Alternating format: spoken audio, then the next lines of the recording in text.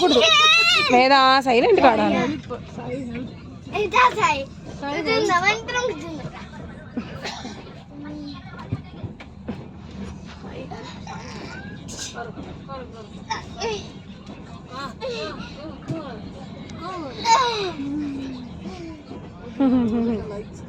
చాలు చాలు ఇంకెక్కువసేపు ఆడలేదా పెద్దాము కదా పాపం.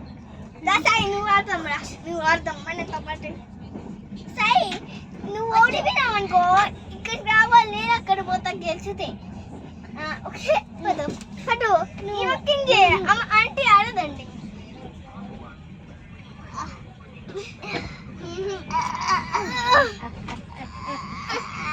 అయ్యా